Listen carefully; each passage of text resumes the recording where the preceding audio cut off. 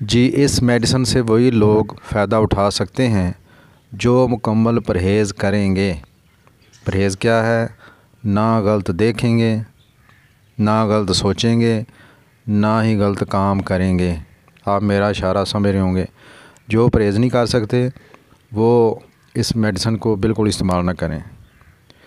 ایسے افراد جن کو ہر دوسرے دن یا ہفتے میں یا ایک مہینے میں کئی بار احتلام ہو جاتا ہو، تو سب سے پہلے انہوں نے تھوجا سی ایم کی ایک خوراک لینی ہے۔ تھوجا سی ایم کی ایک خوراک لیں، پھر ایک ہفتے بعد سیلینیم سی ایم کی ایک خوراک لے لیں۔ بس انشاءاللہ مجھے امید ہے کہ ان کو احتلام کا یہ مسئلہ ان کا حل ہو جائے گا۔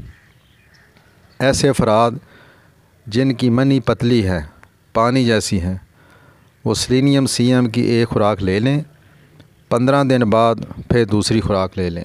اگر ضرورت پڑے تو وہ مزید 15 دن کے بعد تیسری خوراک بھی لے سکتے ہیں۔ اچھا، ایسے افراد جن کو پیشاب کرنے کے بعد لیسدار منی کے پیشاب میں قطرے آتے ہیں درمیان میں یا بعد میں، یا بعض بندے ہیں ان کو پہلے بھی آ جاتے ہیں، تو وہ سیلینیم سی ایم کی ایک خوراک صرف لے لیں۔ ایسے افراد جو کثرت جماع کی وجہ سے جن کو کمزوری اور سر درد رہتا ہے، خصوصی طور پر جماع کے بعد اسی دن یا اس سے اگلے دن سر میں درد رہتا ہو، تو وہ سیلینیم سی ایم کی ایک خوراک لے لیں، پھر 15 دن کے بعد ایک دوسری خوراک لے لیں۔ انشاءاللہ مجھے امید ہے ان کا یہ مسئلہ حل ہو جائے گا۔ اگر ضرورت پڑے تو 15-20 دن کے وقفے سے تیسری خوراک بھی لے سکتے ہیں۔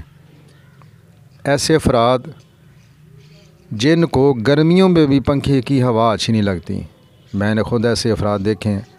ایسے افراد جو گرمیوں میں بھی ان کو پنکھے کی ہوا اچھی نہیں لگتی، عام دوسری ہوا نہیں، پنکھے کی ہوا اچھی نہیں لگتی، تو وہ سیلینیم سی ایم کی ایک خوراک لے لیں۔ انشاءاللہ وہ اس مسئلے سے ان کی جان چھوٹ جائے گی۔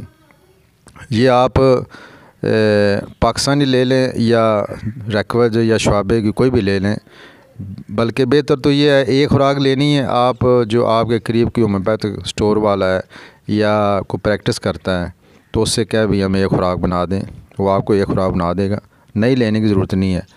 انشاءاللہ پھر ملاقات ہوگی۔ السلام علیکم ورحمۃ اللہ وبرکاتہ۔